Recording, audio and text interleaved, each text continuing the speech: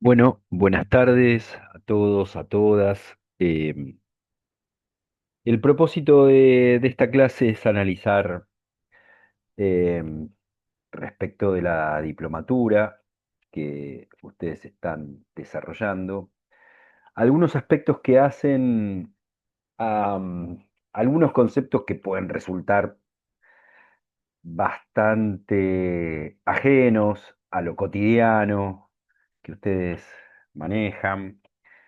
Em, Justamente precisamente por esas condiciones donde el derecho resulta una dinámica que hasta en muchos aspectos juega en contra de las posibilidades eh, concretas de abordar las distintas acciones que ustedes desarrollan en el territorio. Por lo tanto, la idea es tratar de generar en mm, en esta charla algún punto de vista que aproxime conceptos, insisto, que muchas veces son ajenos y en muchos casos también eh, contrarios a sus propias actividades comunitarias o políticas. em, Tratar de hacerlos más próximos, más cercanos, encararlos desde otro lugar. Así que, bueno, este es el desafío en estos minutos que vamos a tener para trabajar este tema. Me voy a permitir compartir una pantalla, que ya lo voy haciendo. Espero que ustedes estén visualizando. Em, Lo primero que me gustaría señalar es, nada, que pensemos de modo conjunto cuáles son los derechos que consideramos esenciales, tanto por el desarrollo de nuestra vida personal como comunitaria. Si hubiera que ponerle nombre a esto, la idea de que cuáles son, independientemente de cómo estén regulados o sean aplicables, cuáles son estos derechos que los podemos enunciar. Por supuesto, acá no, eso justamente es una enunciación, no es taxativa, no se cierra, no es una lista cerrada, ni mucho menos, simplemente es una enunciación de la que podemos agregar muchas otras em, que consideremos como derechos esenciales. Eh, yo rescaté lo que considero desde mi óptica mm, eh, posibles y creo que muchos de ellos los podemos compartir como derechos esenciales a la vida, a la salud, a la educación, a la vivienda, a la propiedad privada, al trabajo, a la seguridad personal, al tránsito sin sobresaltos, a la libertad, a la igualdad, el derecho a la justicia, a la seguridad social. em, por supuesto, e insisto, que acá ni siquiera es una lista que podamos caracterizar como, bueno, debe cumplirse prioritariamente determinados, alguno de ellos y otros no tanto. No, es una lista eh, discrecional, enunciada a mano alzada, que podría caracterizar el sentir común de muchos y de muchas de ustedes. Hay también una necesidad muchas veces de parte del derecho de hacer un juego de cuáles son los derechos individuales y cuáles son los derechos sociales o colectivos.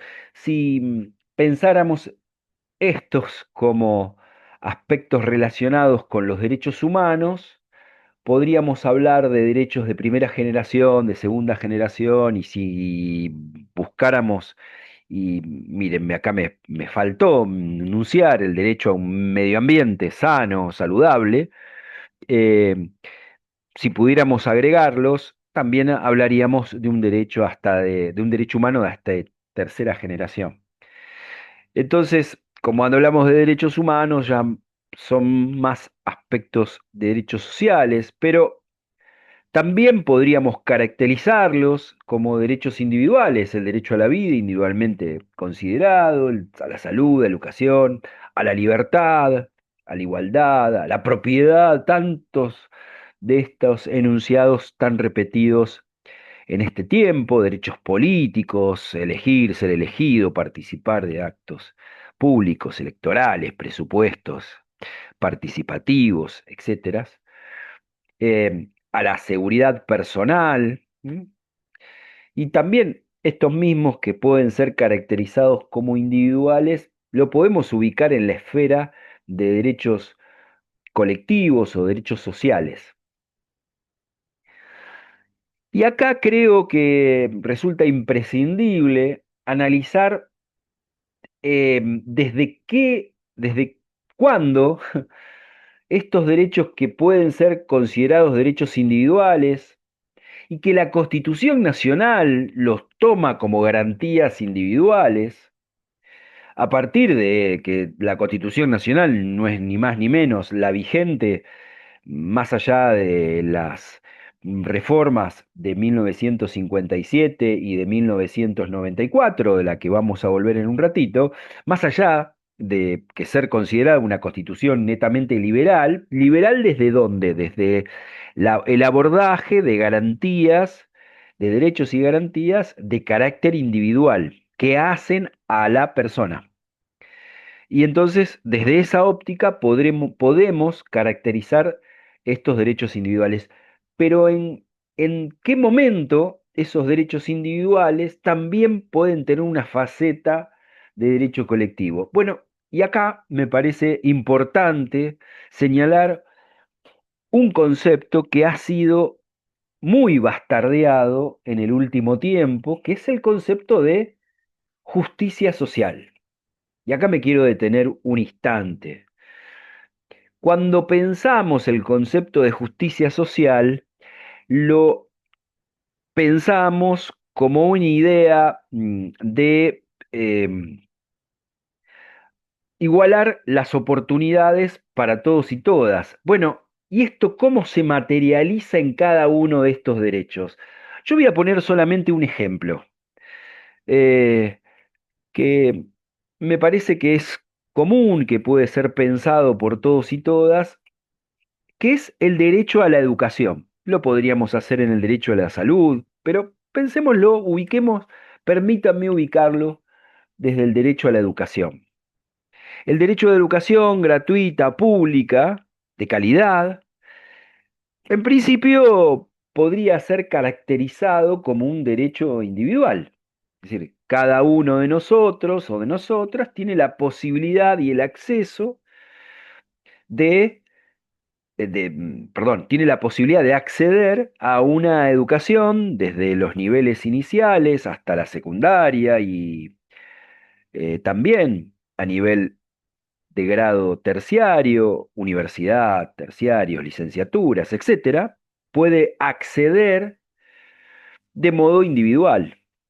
¿Por qué? Porque dispone el Estado de un instrumento que es la educación pública y gratuita y lo pone a disposición de las personas. Ahora, si eso lo concebimos solamente como un derecho individual y no lo abordamos desde el punto de vista también de los aspectos desde el contexto donde se generan esas condiciones, de lo que entendemos que forma parte de esta idea de justicia social, podemos encontrarnos con algunas dificultades. Porque es muy probable que, a pesar de tener ese instrumento que es la educación pública gratuita y de calidad disponible para todos y accesible para todos y todas, en un potencial, haya muchas personas que se encuentren con otras dificultades donde el acceso se hace mucho más limitado. Y me pongo un ejemplo. Si en lugar de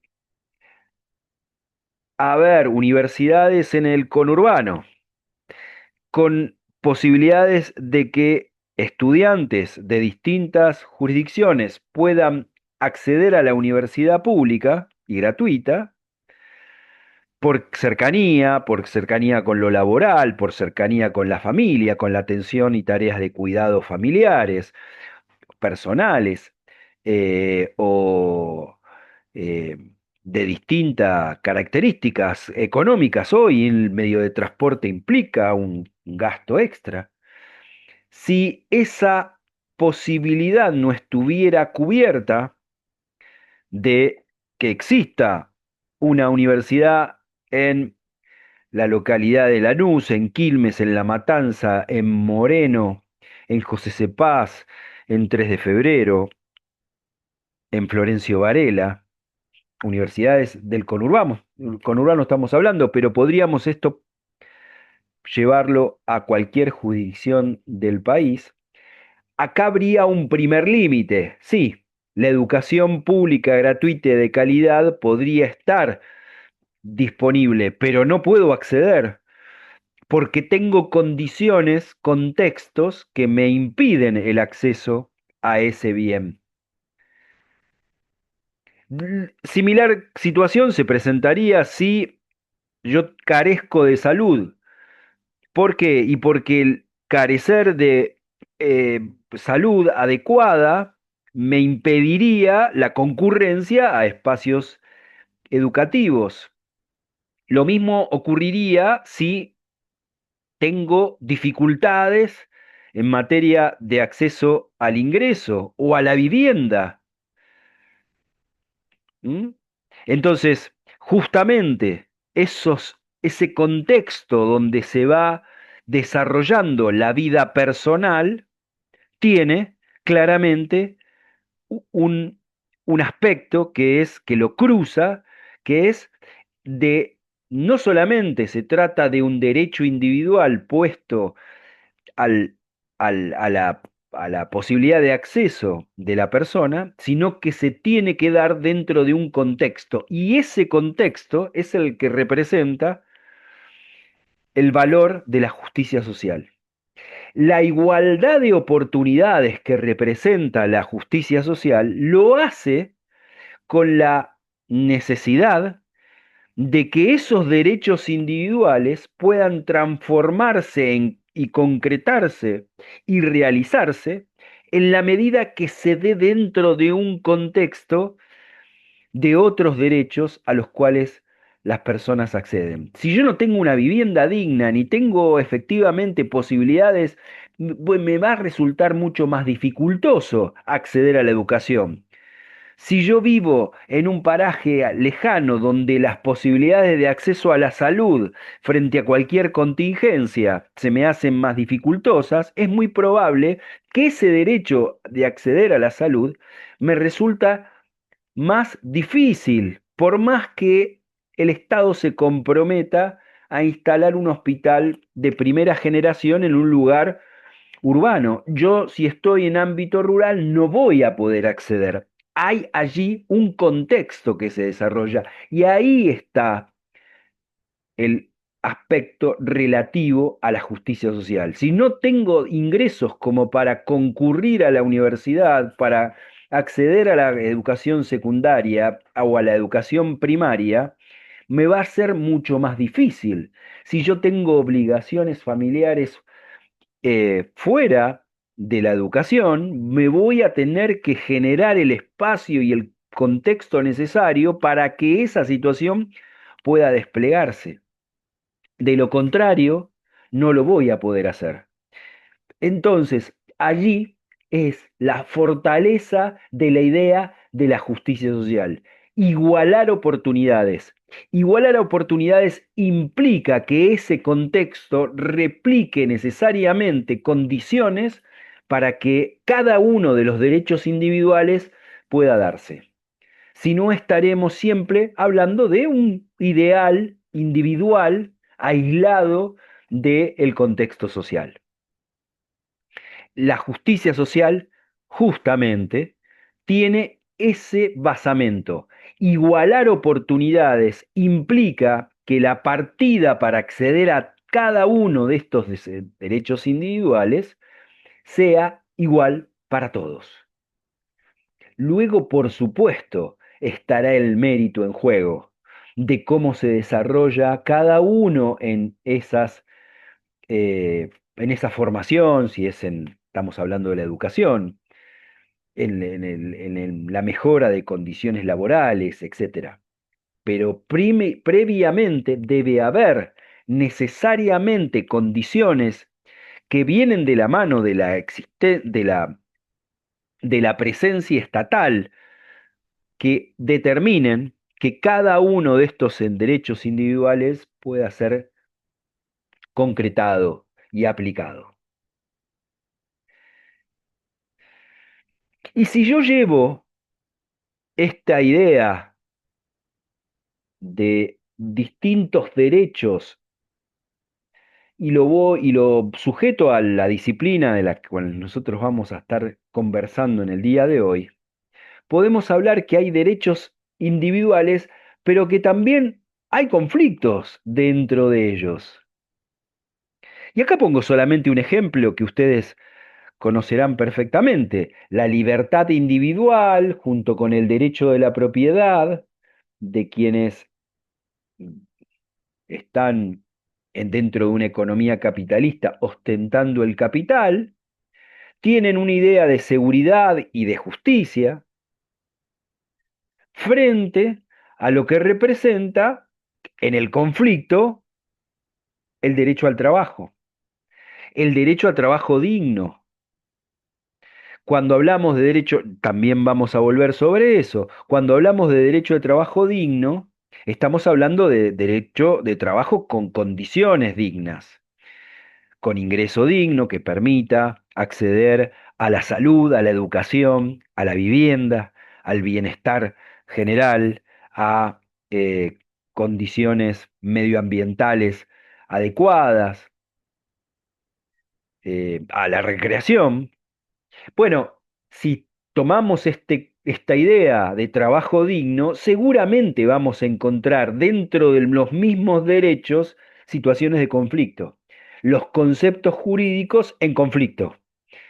Y bueno, para yo poder tener un derecho al trabajo digno, esa dignidad la volcamos dentro de los que podríamos representar como condiciones de trabajo y mejoramiento de salarios. Bueno, esto forma parte de lo que se denomina hoy una puja distributiva, una justa distribución de la riqueza que genera el país. Si los trabajadores pretenden acceder a un mejor salario, bueno, va a generar inexorablemente una puja, un conflicto con las patronales que van a querer otra cosa. No van a querer distribuir esa riqueza que poseen. Entonces, allí un primer conflicto. La libertad individual íntimamente relacionada con el derecho de propiedad, la seguridad como un aspecto necesario para que yo pueda generar la explotación del emprendimiento económico que estoy sosteniendo, y el acceso a la justicia que me permitirá mantener ese derecho individual de libertad y el derecho de propiedad. Y por supuesto la aparición del aparato represivo frente a cualquiera que quiera oponerse a el ejercicio de estos derechos. Y el derecho de trabajo viene a plantear esa disputa, ese conflicto.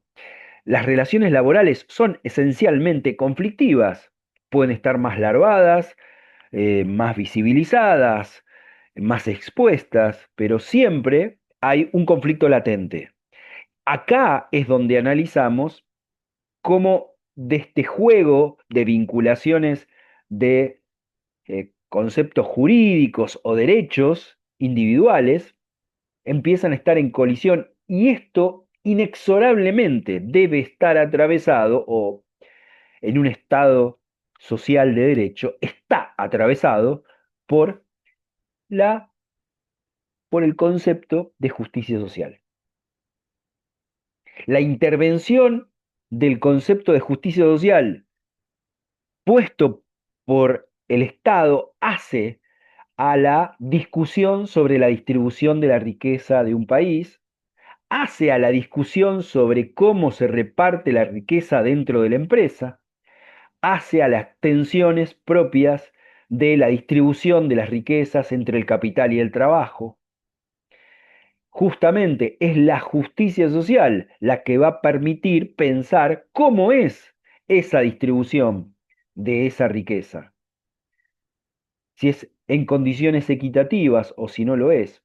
Por eso, el refuerzo que implica pensar la igualdad de oportunidades como concepto fundante de la justicia social tiene que ver con esta, cómo se desarrolla esta disputa y esta democratización de las relaciones de trabajo. Cuando hablamos de democratización de las relaciones de trabajo, lo que estamos viendo es cómo se resuelve y para qué lugar se resuelve este conflicto entre el interés del capital y los intereses de los trabajadores y trabajadoras. Por eso pensamos que este conflicto está atravesado, como lo están otros conflictos sociales, de derechos, por la justicia social. Y qué rol juega el Estado en esos conflictos. ¿Y qué otro conflicto podemos, algo que también es muy típico en este tiempo? Bueno, el conflicto de aquellos que tienen reclamos sociales, laborales, o reclamos de carácter más alimentario, si se quiere, y las personas que tienen el derecho a circular libremente, el derecho individual de la libertad. Y entonces, bueno, ¿qué pesa más? ¿Aquellos hambrientos que cortan una ruta frente a la pérdida de su fuente de trabajo o el derecho a la circulación, a la libre circulación de personas y tránsito? Bueno, allí va a haber una disputa y un conflicto entre derechos. Bueno, ¿cómo se zanja esa disputa? Bueno, a través de la idea de justicia social, de igualar oportunidades. Y entonces, si yo lo que pretendo es igualar oportunidades, esas personas que están reclamando por el acceso al alimento ya no serán vistas como un obstáculo, sino todo lo contrario, saldrá el Estado a generar las condiciones para que esas personas puedan tener el acceso a la alimentación, para que puedan tener el derecho y la posibilidad de circular en un futuro y utilizar esas mismas rutas necesarias para el trasladarse. Cada uno de estos derechos individuales necesariamente se convierten en derechos colectivos a partir del cruce transversal que tiene la idea de justicia social. Entonces empieza a aparecer una pregunta que nosotros, si estuviéramos en clase presencial o de modo directo, la podrían ustedes empezar a responder. ¿Qué es el trabajo y quiénes son los trabajadores? Y bueno, aquí hay una serie de conceptos que tomamos eh, de las estadísticas de del denominado mercado de trabajo tienen algunos de estos conceptos. El trabajo como valor económico y el trabajo sin valor económico. Y acá me parece importante señalar una gran diferencia, esta cuestión de la incorporación o no del valor económico. Bueno, para las estadísticas resulta importante esa diferencia en el resultado del trabajo, si tiene o no un valor económico.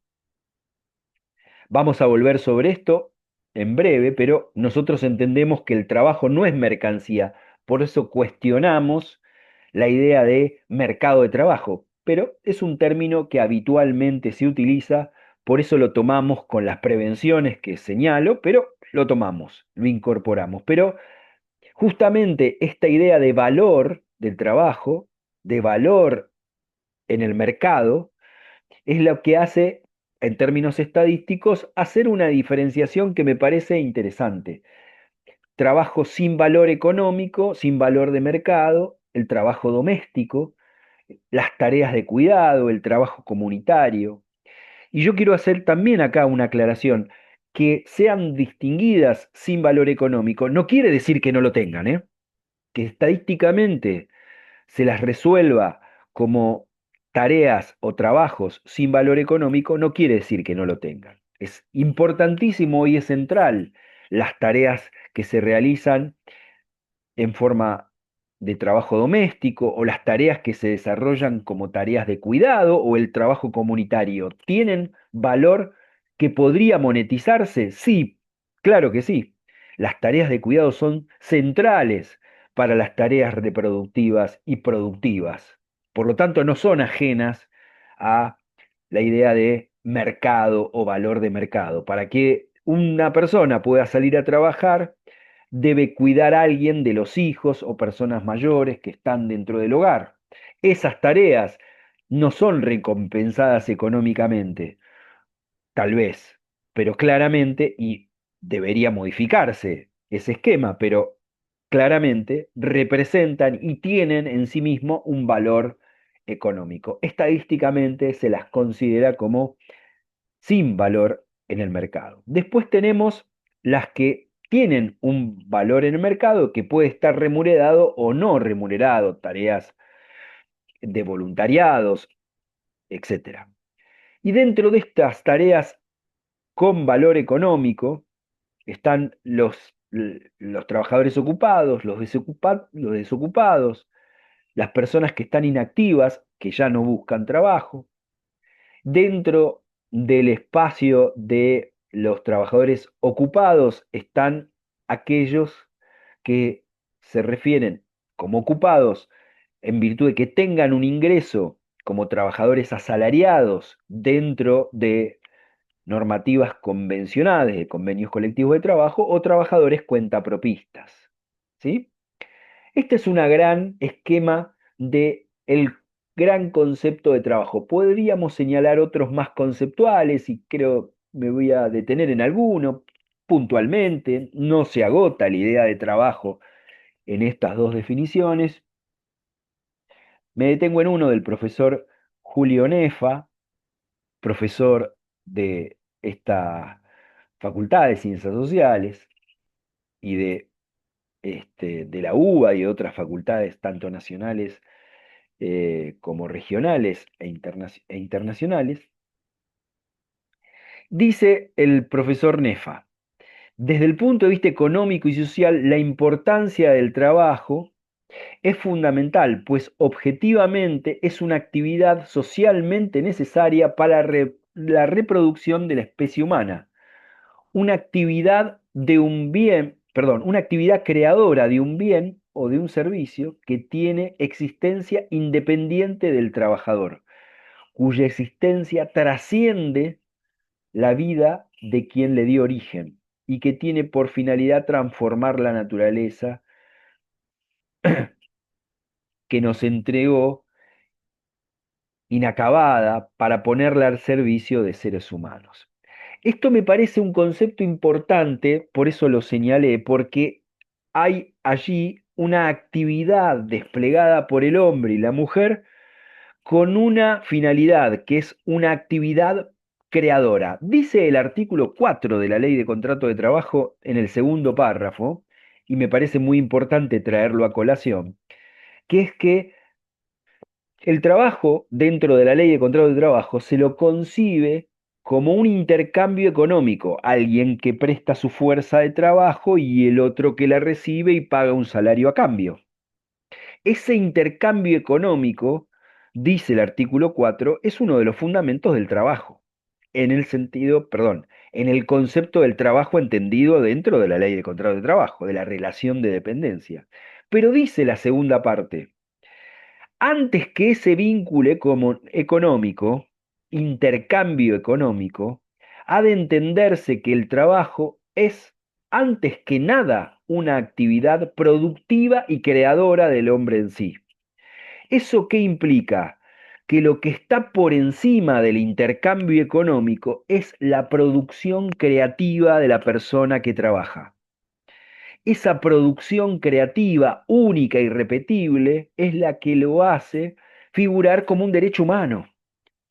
El trabajo es concebido como un derecho humano porque hay un individuo, una persona que realiza una actividad productiva y creadora y como tal debe ser considerada. Entonces, en esta idea de que se trata de una actividad productiva y creadora tendiente a transformar un bien o un servicio y que a partir de su creación se escinde de la persona, se separa de la persona, trasciende a la persona del trabajador o trabajadora, es que concebimos una idea de trabajo como derecho humano. El derecho que implica la concepción de ver a una persona que trabaja y por tal debe ser considerada y protegida y tutelada. ¿M? Por eso me parece importante señalar el concepto de NEFA. Y agregamos también corrientes feministas. Susan Ferguson habla de em, las corrientes económicas feministas, muchas definiciones se encuentran enmarcadas en la división sexual del trabajo y por lo tanto debe tenerse presente las actividades vinculadas con las labores denominadas reproductivas domésticas y de cuidado que no son remuneradas. Estas también forman parte del amplio universo del concepto de trabajo y que deben ser consideradas como tales.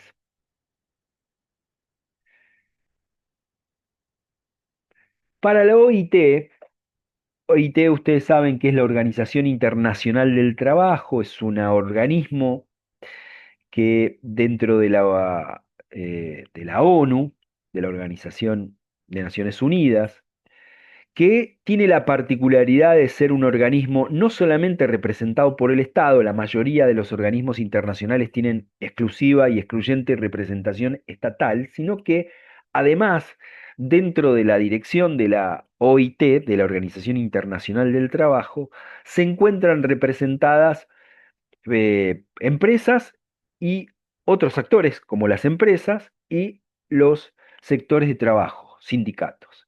Dice la OIT, nos habla del concepto de trabajo digno, trabajo con derechos, trabajo decente, trabajo digno es el trabajo con derechos.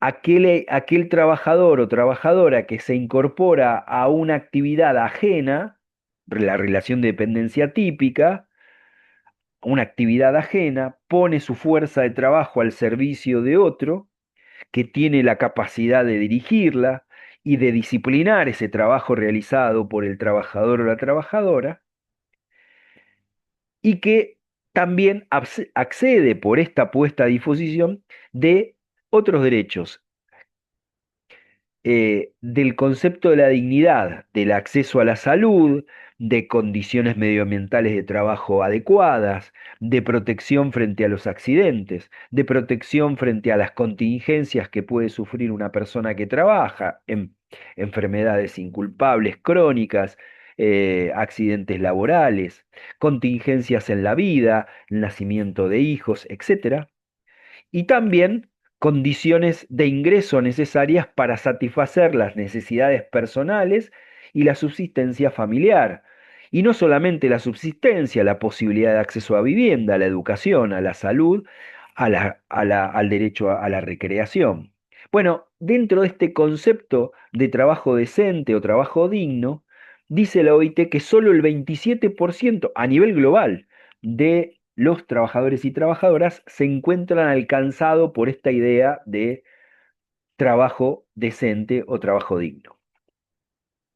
Hay un 50% de trabajadores que son informales, que están por fuera de la idea de protección, de tutela, de generación de condiciones dignas para el trabajo que realizan.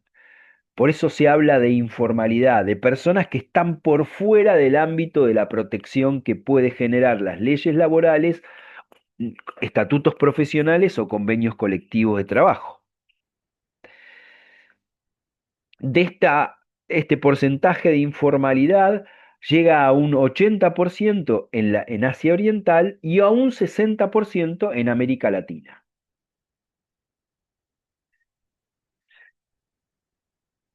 Em, Estas cifras preliminares a nivel global determinan la existencia de una crisis respecto de los trabajadores y trabajadoras que no acceden a trabajos regulados por la normativa laboral. Y esto obviamente que no es un fenómeno que se produce solo en nuestro país cada vez más crecientemente, sino que hay una situación global respecto de esta condición de informalidad de trabajadores y trabajadoras que no acceden a derechos como cualquier trabajador o a condiciones dignas de trabajo.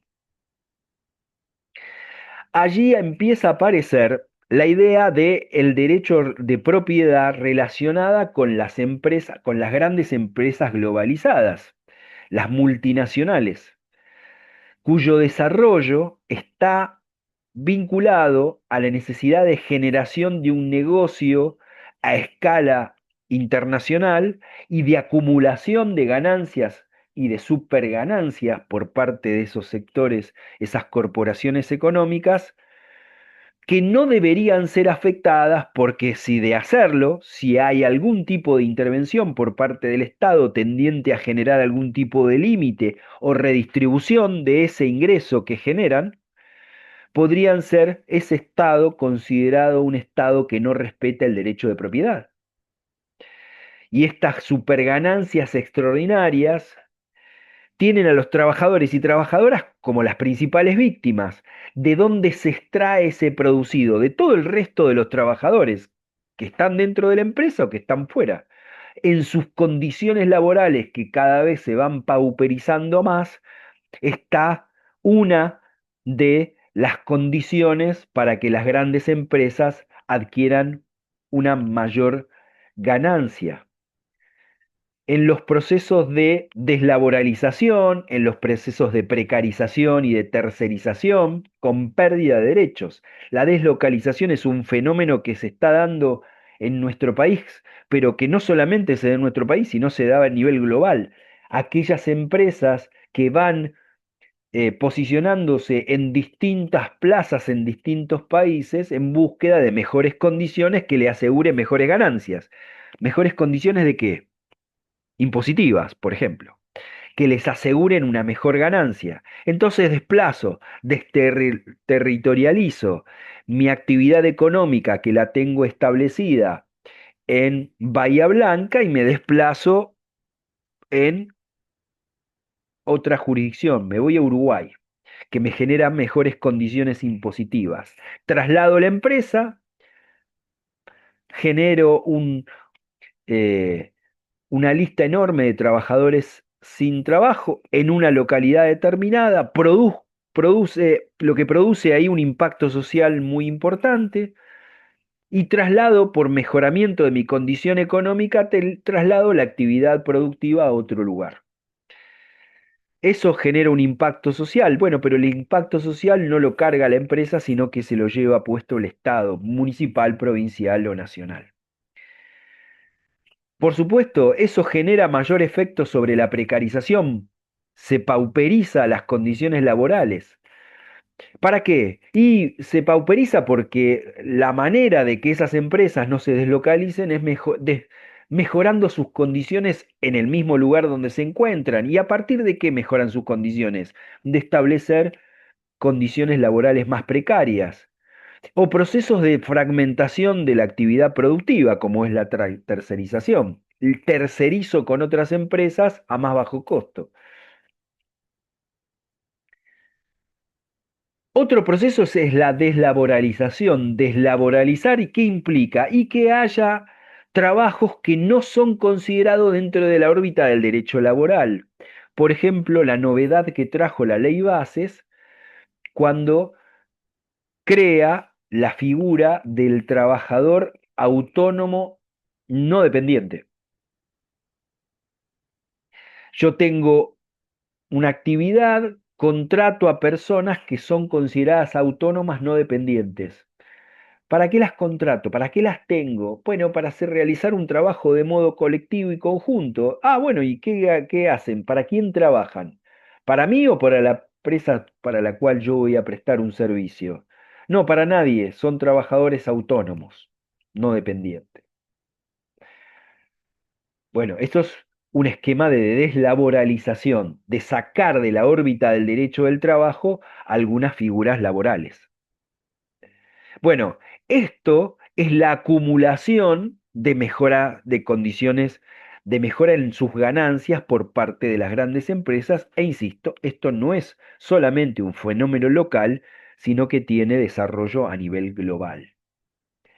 En esa idea es donde los estados empiezan a aparecer debilitados, porque la globalización y el fenómeno de que empresas nacionales y multinacionales empiecen a concentrar cada vez más actividades, hacen de esas corporaciones verdaderos centros de poder que compiten con el Estado,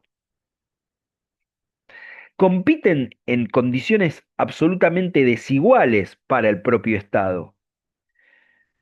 Porque si lo que yo tengo que evitar es que una determinada empresa vaya y deje de producir en la localidad donde yo tengo asentada esa empresa, y que eso le da trabajo a mucha gente, directo o indirecto, y la empresa se me desplaza a otro lugar, yo como Estado, mi herramienta queda limitada, porque lo que voy a tratar de evitar es que la empresa se vaya. ¿A qué costo? Bueno, a costo de generar una negociación en claras desigualdades. Bueno, ahí hay un debilitamiento del Estado. El instrumento del Estado, la fortaleza del Estado de poder de negociación lo va perdiendo porque lo que está detrás de esa decisión empresaria es la acumulación de ganancias a costa de cualquier de los trabajadores y trabajadoras, pero también de la propia población que está viviendo alrededor de ese emprendimiento económico. Entonces, los estados empiezan a perder fortaleza frente a las grandes corporaciones. Son las grandes corporaciones las que van fijando las condiciones para instalarse o desinstalarse o trasladarse o no trasladarse o imponer condiciones laborales precarizadas. Así se crea esa idea de un estado debilitado y pérdida democrática. Hay una pérdida de condiciones democráticas. ¿Por qué? Porque el Estado no puede imponer normas estatales, porque las empresas se autorregulan, empiezan a autorregularse por esta idea del ejercicio del derecho de propiedad y de la libertad individual.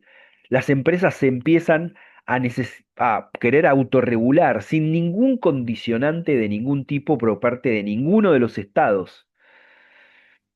Empieza a aparecer la idea de que las empresas pueden hacer en materia económica también lo que les plazca. Intervienen en mercados financieros y en mercado económico. Se produce una fragmentación o segmentación productiva, elevados procesos de concentración y pérdida de la ciudadanía del trabajador. El concepto de ciudadano implica la existencia de un trabajo digno que le permita generar condiciones y contextos para tener acceso a otros derechos, como vimos hace un instante. Entonces empieza a adquirir centralidad el derecho de propiedad por encima de cualquier otro. Y se suele repetir este apotegma de que las democracias prósperas, el derecho de propiedad, es más importante que cualquier otro derecho. Si yo hiciera una pregunta a cada uno de ustedes respecto de qué valoración le dan al derecho de propiedad, seguramente le pondrían una muy importante, porque hoy está siendo un elemento muy importante en las relaciones jurídicas. Es un elemento trascendente. El derecho de propiedad y la protección del derecho de propiedad es como el más importante, por encima de cualquier otro derecho. Y acá hay un error garrafal. Acá señalo algunos eh, medios de comunicación, Clarín, La Nación, que expresan esta idea del derecho de propiedad superior, supremo a cualquier otro derecho. Hay acá también, y les pido que si quieren tomar contacto con los videos, también de algunos medios de comunicación que señalan al derecho de propiedad como el único que debe casi ser respetado de modo absoluto. Bueno, nosotros participamos de la idea que el derecho de propiedad no es absoluto y que se encuentra limitado por la propia Constitución y que los derechos dentro de la Constitución deben ser armonizados, todos ellos, también el derecho a la propiedad, que tienen igual jerarquía que otros derechos y que esto también debe generar protección a la totalidad de los trabajadores y trabajadoras. Antes de pasar a nuestros números, que me parecen muy importantes aquí para señalar, yo quisiera señalar que el derecho de propiedad eh, tiene, tiene un rol sustancial a la hora de definir otros derechos. Porque cuando naturalizamos, cuando lo ponemos en el centro de los otros derechos y lo ponemos en un grado jerárquico superior a otros derechos, lo que estamos haciendo es debilitando em, el conjunto de derechos sociales que tienen igual jerarquía que el derecho de propiedad. Y esto no es una construcción eh, mm, que surja de ninguna normativa y que surja naturalmente. Claro que entendemos que el derecho de propiedad debe ser respetado, pero no es un concepto absoluto. No es un concepto que debas no generar ninguna limitación a la hora de su ejercicio. Más aún, el derecho de propiedad no es solamente para quien ejerce dentro de una economía capitalista y que tiene los medios de producción o el capital, sino que el derecho de propiedad es para todos y todas. Y ya vamos a ver en qué circunstancias se materializa también para los trabajadores y trabajadoras. Veamos algunos números que nos inquietan dentro de lo que mal se denomina el mercado de trabajo. Bueno, acá hay una referencia a trabajadores aportantes al sistema de seguridad social, al SIPA, entre febrero del 24 y febrero del 25. Bueno, como vemos, y esto ya viene siendo así, una disminución del total de aportantes en un año, insisto, hasta febrero de este año, de un poco más de 510.000 trabajadores y trabajadoras, de aportantes totales, y una pérdida de trabajadores independientes de cerca de 534.000, una disminución del 17%. Todos eh, los conceptos del trabajadores registrados del sector privado y del sector público tienen una disminución, como también tiene una disminución el sector de monotributos. Acá vemos algo que me parece muy importante, más allá de los números que pueden tener algún grado de fluctuación, si tomamos en cuenta que son em, datos que son extraídos y que deben ser actualizados, pero más allá de esa fluctuación que podemos analizar puntualmente, lo que me gusta lo que quisiera señalar, mejor dicho, de este cuadro, es que analizamos que desde hace más de 10 años, 11 años, hay un estancamiento en la cantidad de trabajadores en relación de dependencia. Si la cantidad total de trabajadores de la población económicamente activa está aproximadamente en los 13 millones, solamente 7 millones es el lugar donde se está estancada la cantidad de trabajadores en relación de dependencia, más allá de las posibles fluctuaciones, ¿sí? Solamente algo más de 7 millones es lo que se viene generando de trabajadores en relación de dependencia desde hace un poco más de 10 años. Y también observamos el crecimiento del monotributo. Una particularidad, hasta el 2024 estaba el monotributo social. Bueno, hoy casi extinguido, producto de la imposición de nuevos impuestos sobre ese monotributo social. Y si bien quedan algunos trabajadores y trabajadoras en el monotributo social, ya ha disminuido porque, por ejemplo, se le ha suprimido la, la, la franquicia, el subsidio sobre el aporte que se hace, el aporte de salud. El Estado dejó de pagar del subsidio de salud en el monotributo social y por lo tanto produjo un incremento eh, en el monto de cuota que debe pagarse por el monotributo social. Y eso se va directamente a trabajadores que pueden estar haciendo actividades de cuenta propista o bien insertos en la economía social y solidaria, pero que no tienen ningún tipo de cobertura en el aporte jubilatorio, es decir, que dejaron de ser monotributistas sociales. Acá otro cuadro que muestra la tendencia del incremento de los trabajadores monotributistas.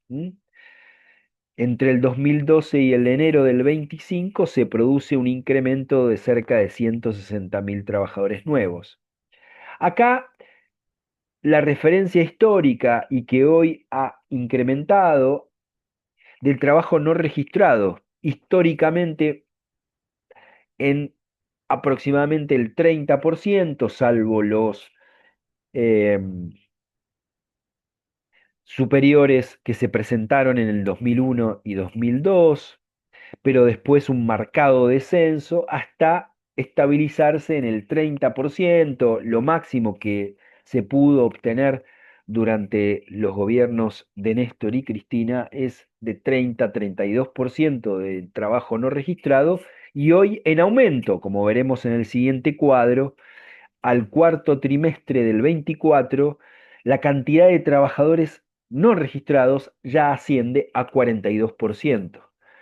Acá hay una interesante conexión con cuántos son de esos trabajadores no registrados, son más las mujeres, y un importante nivel de trabajadores no registrados se presenta en la franja etaria que va hasta los 29 años, que paradójicamente llega hasta casi el 60% de esos trabajadores no registrados, los sectores más jóvenes. Otro cuadro del CEPA también muestra que también se ha producido una disminución del trabajador registrado. Han quedado sin trabajo cerca de 115.000, un poco más de 115.000 trabajadores en el periodo que lleva el presidente Milei. Puede ser que señalemos algunos incrementos y algunas bajas muy pronunciadas durante la pandemia. El incremento se da durante la última etapa del gobierno de Alberto y otra vez el declive en el gobierno de Milei. Ya se había producido uno mismo durante el gobierno del macrismo, de Macri. Otro elemento interesante de estos cuadros es analizar los empleadores registrados, porque no solamente hay una disminución en los trabajadores registrados con salario y un incremento a su vez de trabajadores informales no registrados, también hay una disminución muy importante en la cantidad de empleadores registrados. El pico lo tenemos en enero de 2015, finales del gobierno de Cristina, y una disminución muy sostenible durante el 2019 y el 2024, que se permanece, que permanece en la misma escala de descenso durante todo el ciclo de Milei, llegando hoy a un poco menos de 500.000 empresas, una pérdida de 13.111 empresas desde el comienzo de la gestión de Javier Milei, hasta solamente febrero del 25. Este otro dato me parece sustantivo porque acá nosotros estamos analizando la pérdida del poder adquisitivo del trabajador asalariado con convenio colectivo, tanto público como privado. Y la escala comienza en el diciembre del 2016, que tampoco es un tiempo muy saludable para los trabajadores asalariados. Tomando como referencia diciembre del 16 a valor 100, el valor el poder adquisitivo del trabajador asalariado disminuye en el sector privado un 18%, mientras que en el sector de empleo público disminuye un 35%. Eso sin tomar en cuenta el tiempo que lleva de gobierno Javier Milei en el año 2025, que también se produce un abrupto descenso del poder adquisitivo del salario. Ahora, junto con esto, con valores que van en la pauperización, en la precarización, en la pérdida del poder adquisitivo del salario, se produce otro efecto que es la acumulación de ganancias de las empresas. Bueno, acá lo que analizamos es que dentro del rubro solamente alimenticio y tomando tres grandes empresas con un poder en el mercado de mucha presencia, en el mercado, en las economías, perdón, en los mercados dentro de los grandes hipermercados o en mercados eh, más reducidos, Arcor, Molinos Río de la Plata, Mastellón Hermanos, con sus diversas líneas de productos, han producido un incremento en su rentabilidad neta de 656 en el caso de Arcor, 378 en solo un año en el caso del grupo Pérez Compán, Molinos Río de la Plata, y en el caso de Mastellones junto con eh, Arcor Dadone y Dalpoint y la familia Mastellone, un incremento en ganancias de 2050%. Es decir, toda la actividad láctea se incrementó, o los productos lácteos, artículos de primera necesidad en el sector alimenticio, Arcor, Molinos y Mastellone, productos lácteos, este último, un 2050% de incremento en un solo año. Bueno, es importante acá señalar si efectivamente nosotros concebimos que existe un derecho al trabajo y cómo debe ser este trabajo. Creo que algo manifestamos hasta ahora, pero me parece importante señalar cuáles son las bases jurídicas de este derecho al trabajo digno y de qué hablamos cuando hablamos de trabajo.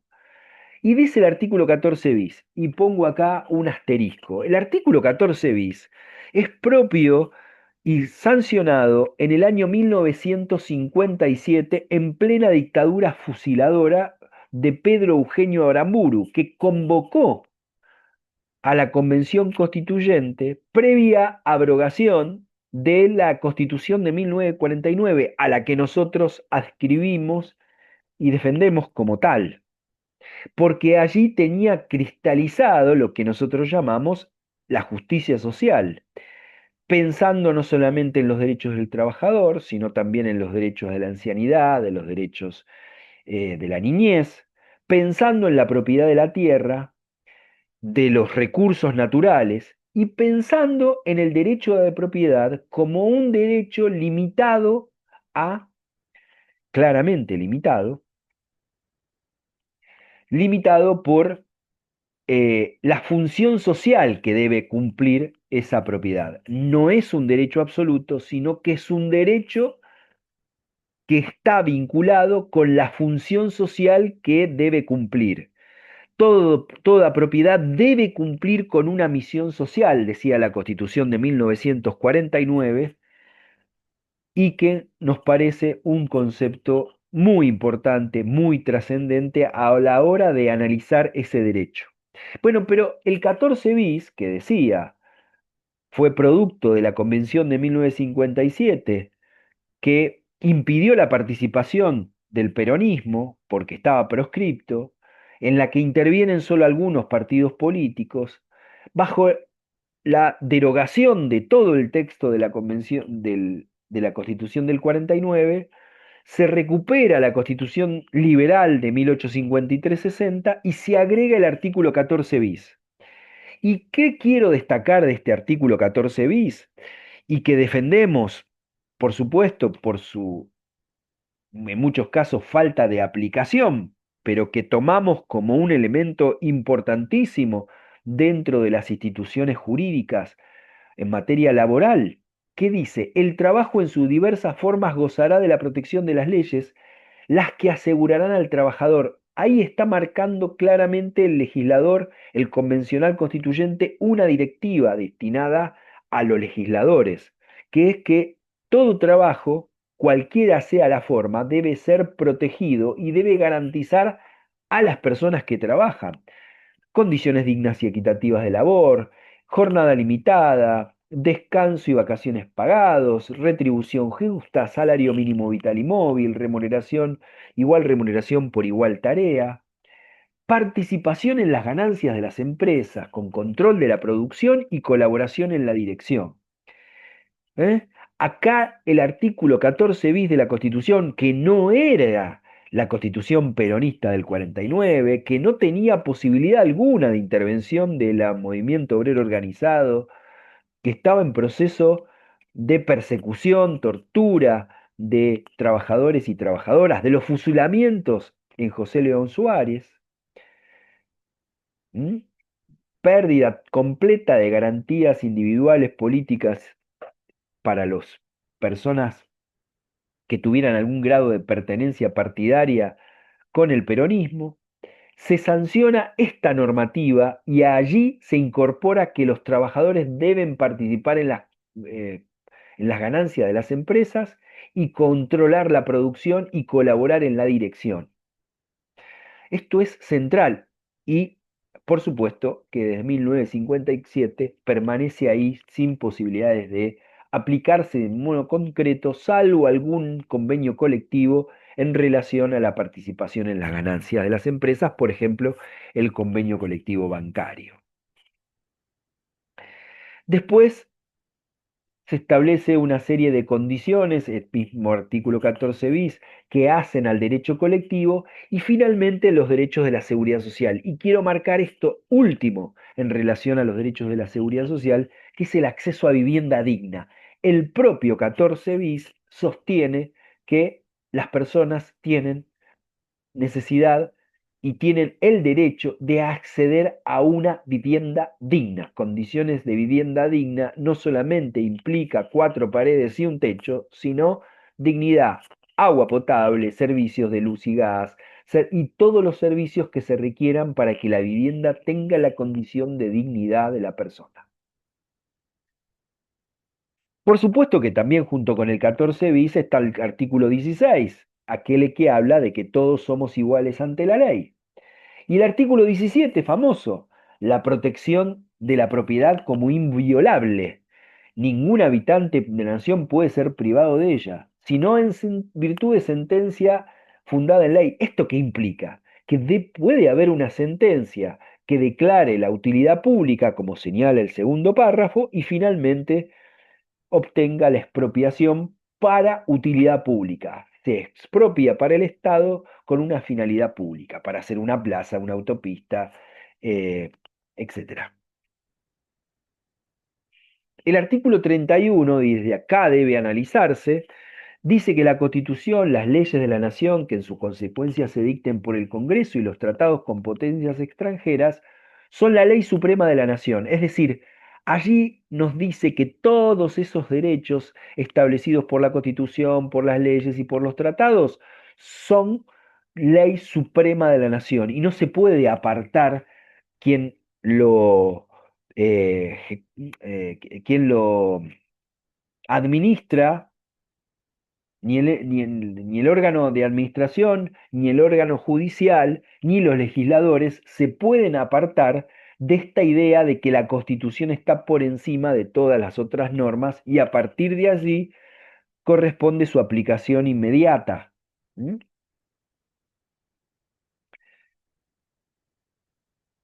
Otro artículo que me interesa señalar aquí, y ya voy a algún aspecto que ya hablamos, sobre el que ya hablamos, pero ahora cristalizado como tal, como derecho humano fundamental, que es aquella facultad del Congreso que es de proveer lo conducente al desarrollo humano y al progreso económico con justicia social. Acá hay una muy particular pieza jurídica que me interesa subrayar. Hay que proveer al desarrollo humano, dice el artículo.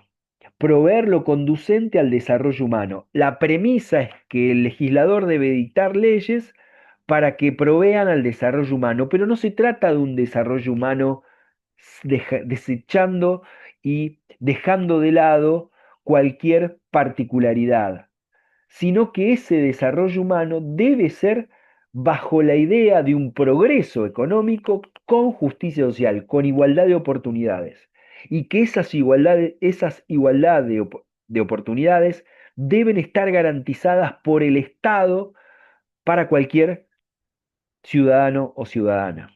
Es el Estado que debe propiciar el mejoramiento de condiciones y de desarrollo humano y económico, pero teniendo como premisa la justicia social, igualar oportunidades, analizar el contexto para que todos y todas tengan la posibilidad de acceder a ese progreso económico. No puede ser un progreso económico solamente para unos pocos.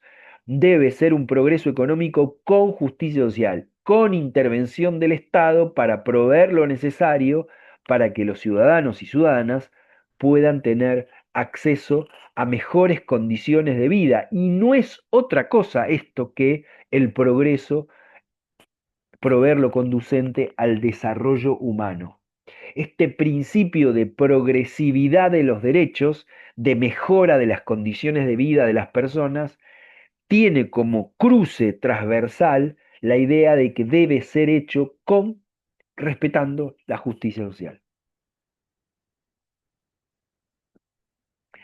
El artículo 75, inciso 22, seguimos en el artículo 75, aquel de las facultades dirigidas al poder legislativo. Y el artículo 20, el inciso 22 nos habla de una serie de tratados de derechos humanos que tienen similar jerarquía que la propia Constitución. El artículo 75, inciso 22. La Declaración Universal de Derechos Humanos es uno de los tratados internacionales incorporados a la Constitución. Toda persona tiene derecho al trabajo, a la libre elección de su trabajo, a condiciones equitativas y satisfactorias de trabajo y a la protección contra el desempleo. Y el Pacto Internacional de Derechos Económicos, Sociales y Culturales, donde también aparece y pone en juego esta idea de derecho individual, del derecho del trabajo como un derecho individual, pero que también tiene proyección sobre los derechos sociales.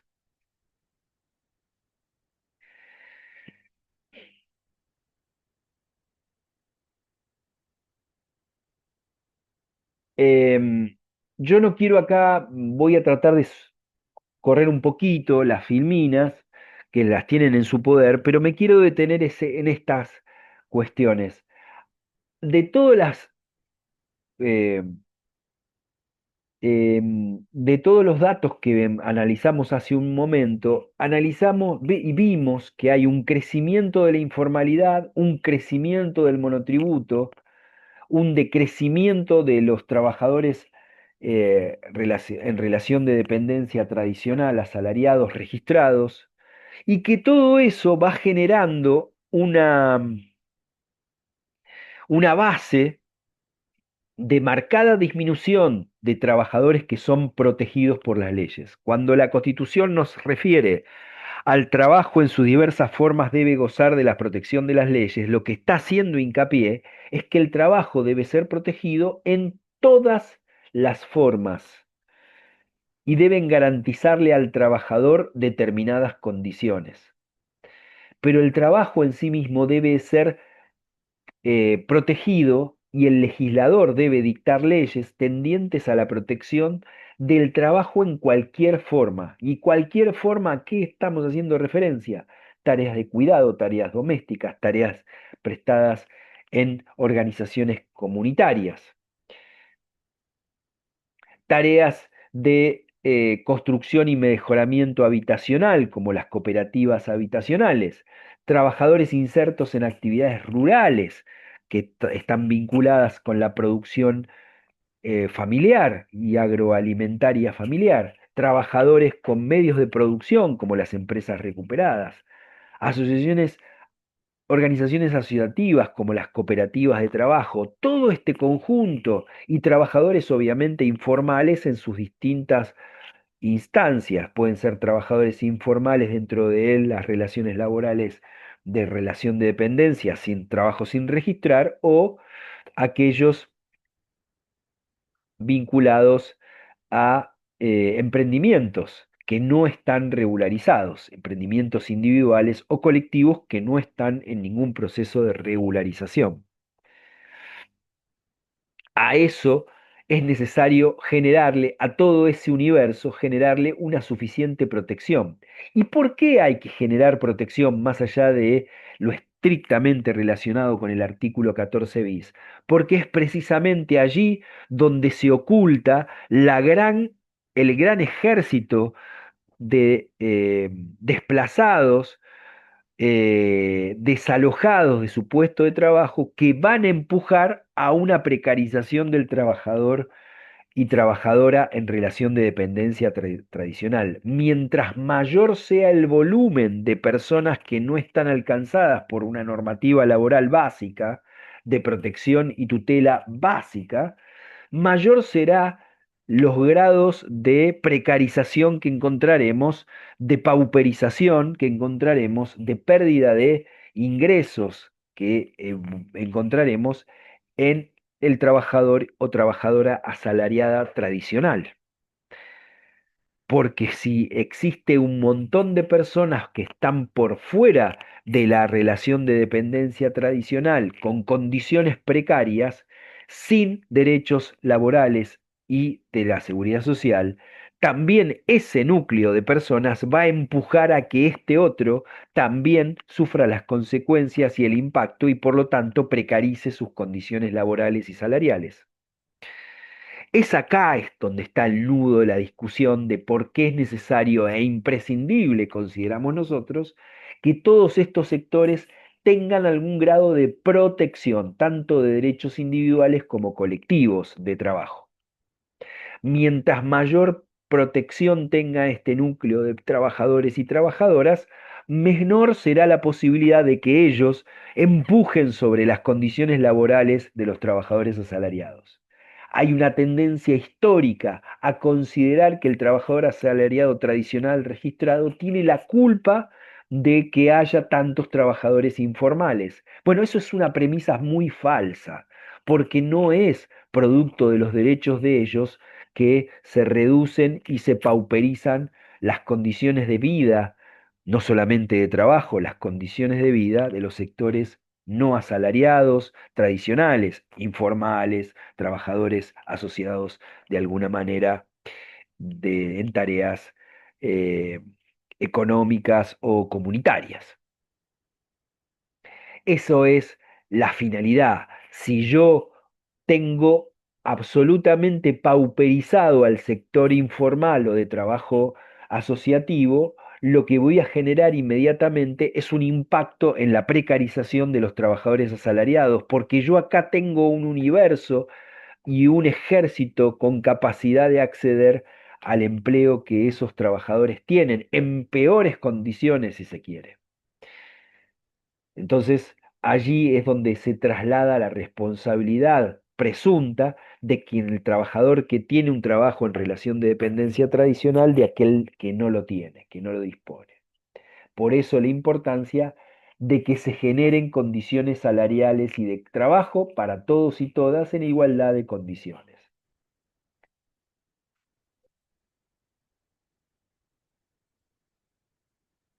Bueno, acá señalamos algunos antecedentes internacionales de la gestión, autogestión o cogestión, me parece importante tenerlos en cuenta, los efectos, los antecedentes a nivel nacional y marcar esta cuestión de la crisis. La autogestión tiene una aparición en el último tiempo post 2001-2002. No es el único antecedente, pero allí es donde se produce la mayor participación de trabajadores y trabajadoras autogestionados en el proceso de recuperación de empresas. Ahí la quiebra de muchas empresas es tomada por los trabajadores que comienzan a gestionar la empresa eh, como aspecto relativo al derecho de quiebra, ¿sí? A la ley, a la ley nacional de quiebra. Para finalizar, algunas consideraciones. ¿Es la cooperativa el mejor instrumento jurídico? Bueno, parece que esta es una discusión que ya a esta altura puede quedar en desuso. ¿Es la cooperativa el instrumento de que hoy se dispone para generar procesos autogestivos que permitan la participación de trabajadores y trabajadoras en la economía formal, real, desde el sector asociativo colectivo? Y que puedan participar de la distribución de la riqueza de las naciones, de la nación. Ese es el objetivo central, cómo se distribuye la riqueza, cómo se democratizan las relaciones laborales, el pasar el tamiz de una actividad autogestiva por parte de trabajadores y trabajadoras, aún en contra de lo que sostienen las grandes empresas, es un elemento muy importante a tener en cuenta. Seguimos analizando algunos aspectos jurídicos, no me quiero detener en detalle, por supuesto que ustedes van a disponer de las filminas, lo que señala la ONU en la resolución A77 de abril del 23, y el reconocimiento de la economía social solidaria como una economía en crecimiento y como y jugando un rol en contraposición de las economías tradicionales. No en contraposición, tal vez ahí fue un error, sino complementariamente en muchos ámbitos públicos, complementario del rol que juegan en la política de crecimiento del empleo, los roles que disponen, que juegan las empresas del sector privado. Yo quería finalizar acá con, con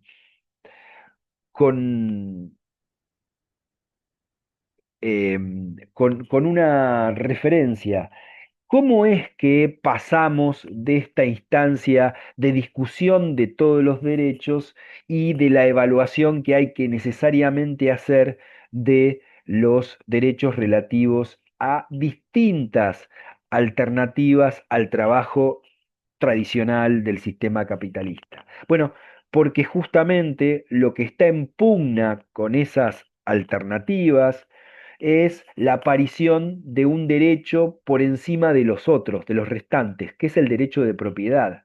Cuando se discute que una actividad económica no sea realizada por el capital tradicional, sino que también participe de esto, emprendimientos asociativos, cooperativas de trabajo u otras que en el futuro reemplacen a la cooperativa, lo que se está poniendo en juego no es solamente la dimensión de ese trabajo y el acceso a ese trabajo y las condiciones de ese trabajo, sino la puja distributiva, la tensión con el capital, cómo se distribuye la riqueza. Y ahí es que aparece otra vez el lazo dominante de la preponderancia en el sentido común del derecho de propiedad por encima de cualquier otro derecho.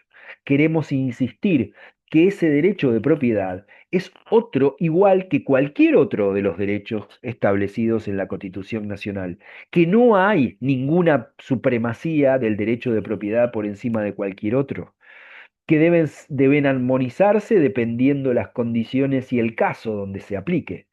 Y esa armonización, en muchos casos, hace prevalecer el derecho al trabajo en condiciones dignas.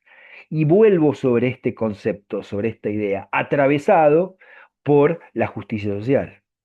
No hay posibilidades de entender el desarrollo humano y el progreso económico en una sociedad democrática sin justicia social. No se realiza la sociedad con que solo unos pocos puedan acceder a algunos derechos de modo individual. No se realiza la sociedad solamente si tiene posibilidades que sean algunos los que accedan a la jubilación, algunos los que accedan a la educación, algunos que accedan a condiciones de salud, algunos que accedan al trabajo digno, sino que es imprescindible por una cuestión de salud social que todos y todas los trabajadores, cualquiera sea la forma que tenga ese trabajo, esa tarea realizada, accedan a derechos. Es una idea de justicia social elemental. Y creo que me parece extremadamente importante repetir este concepto. Quiero finalizar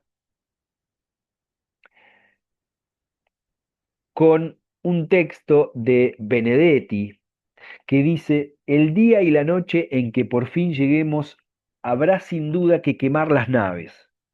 Así nadie tendrá riesgo ni tentación de volver.